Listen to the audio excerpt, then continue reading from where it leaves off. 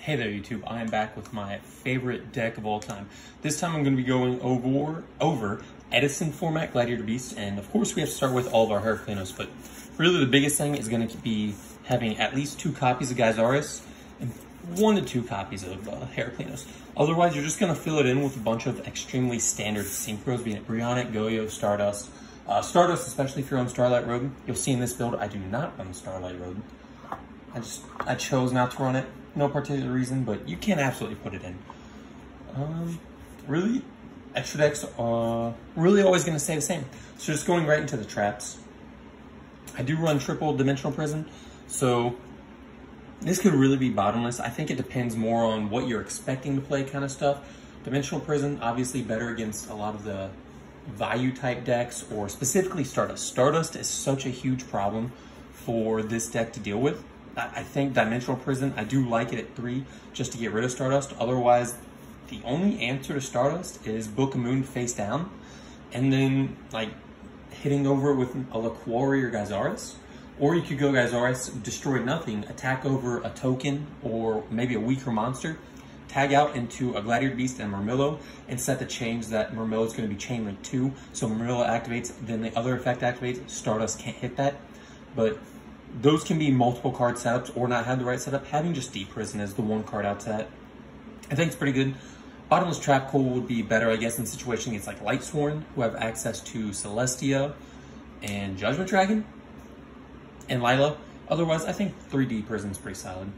I do run 2 Icarus Attack. So in this deck, I do run still 1 copy of DD Crow. I think DD Crow is still extremely powerful in Edison format. I will run the 1 allowed copy of Bestiari, obviously. 2 copies of Equesti, which I think is, that might be worth pushing up to 3, but then you also have to think of, you have Gaizaris. So you will pretty much always have access to this, because in Gladiator Beast, tagging out to either Bestiari or Equesti will give you instant access to this, obviously. But this is, again, super important. Same thing as Enemy Controller, which I run 1 copy of, for that Bestiari, that if you were ever in a situation that your Bestiari is about to be removed from play, you can tribute it for Icarus Attack or Enemy Controller, perhaps Enemy Controller, depending on field situation, and you'll be able to put that Bestiari exactly where you want it to be, in the graveyard, ready for Darius to recur it, to just start winning. So I think Icarus Attack is extremely vital, as well as I mentioned it in the other video, but the interruption from Icarus Attack is, it's insane. You get way more from interrupting with Icarus Attack, even in phasing, destroying back rows to clear their field, and then being able just to have a free attack from the monsters next turn. Icarus It, probably one of the better cards, and if you are able to run it and support it, I highly suggest it. So I do run 2 copies of War Chariot. I think War Chariot is really a card that puts Gladiator Beast well above a lot of other decks in the format. It's an insane card, obviously. I don't run 3 copies, and I very easily could fit in 3 copies, especially with I run a pretty high amount of Gladiator Beast. Probably like a standard amount, but it's still a pretty high amount, to be honest. But War Chariot's just a pretty insane card. It's also searchable by Sam Knight. I do run 2 copies of Sam Knight. If you have Sam Knight run over a monster or goes to the graveyard, you get to just search War Chariot from your deck to your hand, which is also pretty darn insane. Because it is so searchable, as well as reusable via Equesti, I do only run 2 copies. There's not much to say about War Chariot. It's a very archetype specific card that up until really Infernity Barrier probably, it's probably one of the absolute best archetype specific cards, along with like Black Whirlwind, like supporting cards. It's such an insane card, and it adds that control aspect that other decks don't have. I love the versatility of Gladiator Beast. They have the speed to bring out like turn 1 if you wanted to, or turn 2 like a very early game Gaizaris to bring out very early game Heraclinos if you get in that position. But at the same time, they're also able to play control game with like immense trap lineup that they can always fit no matter what to just win the game from there. And then everything from else, just single copies of Call the Haunted, Trap Dust Shoot, Mirror Force, Torrential Tribute, Dust Tornado, and 1 copy of Solemn Judgment. So a lot of this can be moved around. I know in this format, Dust Tornado could easily be, I don't know, Bottomless Trap Hole. This could be something else. Like these could be something else. Like there's so much room for variation within Gladiator Beast and just being able to side deck and do different things with, I think that's also an extremely powerful strength of the deck. I will say one of the, this is gonna sound weird, one of the better versions of Gladiator Beast I've ever seen is one that had 2 to 3 skill drains, ran Octavius, along with Beast King Barbaros. And it was more of a stun Gladiator Beast deck. And I think that's pretty wild to think about. That's viable. For the spells, pretty standard, I guess, outside of the enemy controller. It's a small spell lineup, but there's that, and then just one of Rhoda to search out the Prisma, and I do run Stratos as well. Cold Wave, Heavy Storm, Mystical Space Typhoon. Not so much to say about here. Enemy controller, I've kind of already explained. It's in a way kind of a pseudo Book of Moon, but also does a lot of things. Lets you take tuners if you want to take them, and just kind of be a little bit, just play around with your cards a little bit. I will say, and you probably see it by now, obviously, that I do not run any copies of Gladiator's Proving Ground. I hate having more than one Gladiator Beast in the hand at the time. Gladiator's Proving Ground essentially being another monster, not a fan of. So I've never been a huge fan of Proving Ground, especially, I don't know, I've just never been in a situation where I'm like, I need to draw a Gladiator Beast now that I didn't already have.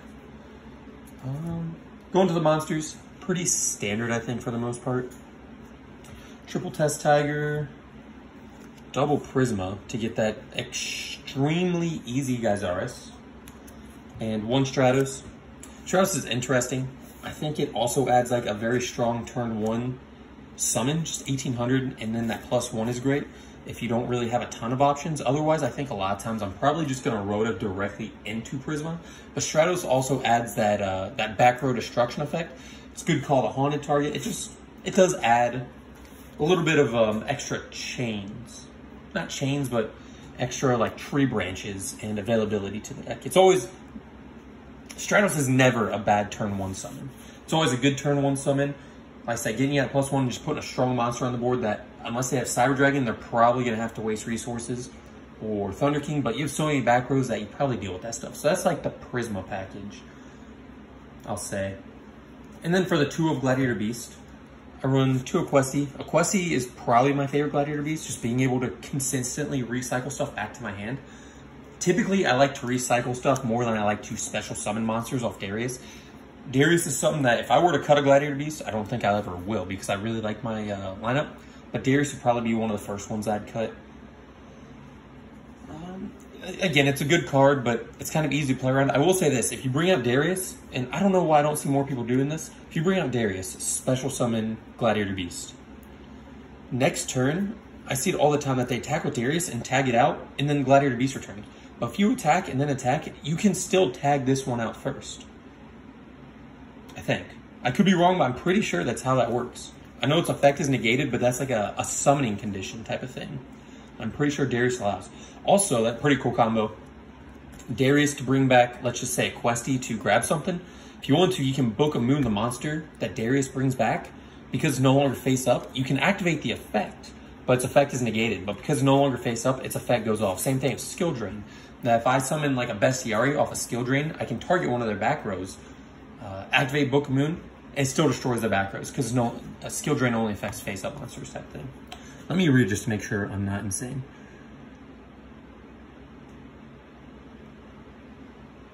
Yeah, I think that's how it works. And then going on and run the 2 of LaQuarrie. Nothing special about LaQuarrie, just one of the better turn 1 summons. 2100, again, still pretty important in this format, very similar to last one. A little bit easier to get over, but still ties with Wolf. It gets over Soraka, which could be pretty important. Ties with Cyber Dragon. I don't think there's a single normal summon outside of Soraka. No, there's no normal summons that can get over 2100. So this could be pretty important for that. And I run 2 Sand Knights. And the reason I run 2 Sand Knights is because I do run Rescue Cat. And I don't know why it just occurred to me pretty recently, but if you Rescue Cat and double Sand Knight and attack with both Sand Knights, you get double searches. I always only thought of Sand Knight plus Test Tiger or double Test Tigers. I don't know why I only recently realized that for a deck that I played a tremendous amount, and I love a tremendous amount. Sand Knight, very cool card. Being able to search is insane, but really just having that access to the Rescue Cat is pretty awesome. moving on, so let's go ahead and pile some of these up, make some room. Move that over here. Just see, I think the last few Gladiator Beast, Bestiari, Murmillo, Rediari. So back when I actually played this deck, it was 2010 regional, during that era. Rediari just straight up won me like games. Disrupting the opponent's graveyard is absolutely insane. Rediari is one of the most wild monsters, and this is something that you should always, in my opinion, side one of, and really you could honestly main deck a second. Being able to disrupt Lightsworn's graveyards, frog anything, and I think my example was back to Frog Monarch that I played. It was a 9-round regional, and I went 7-2. I made it to 7th place. There was like 300 something people there. And I remember I played this Frog Monarch guy, and Rediari just absolutely ripped this guy into pieces. He couldn't get off a single play. I removed all of his frog monsters just over and over. And when he did finally start summoning any Monarch, it was just one of those games where I always had the answer in the form of probably War Chariot, maybe? I don't know. I played a very different build because I know I also main decked Cyber Dragons at the time, which is still a very good card. Main deck Cyber Dragons, I main deck Grand Mole, Thunder Kings, and that deck was a lot of fun, but very different, and I enjoy this build a little bit more. But Rediari, incredible card. Beats through Values, beats through Necroguard. Well, I probably will never beat a Necroguard, to be honest. But Plague Spreaders, Mizukis, you name it, in the graveyard, Rediari absolutely just destroys it. And then final 3 cards. DD Crow. Again, Graveyard Disruption is insane in Edison format. So, I do love DD Crow.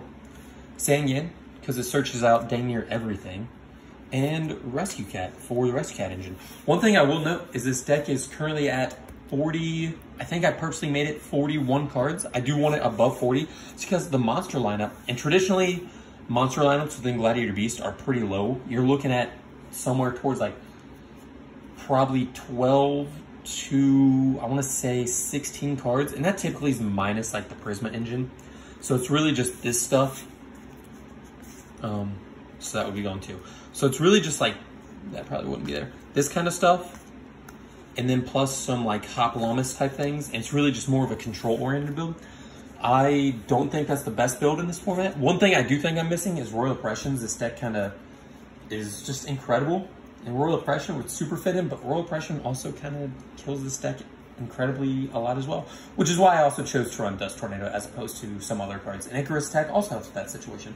But that is my deck for Edison format Gladiator Beast. Please let me know what you guys think, and please comment, like, subscribe. Have a wonderful day. Thanks for watching. Bye.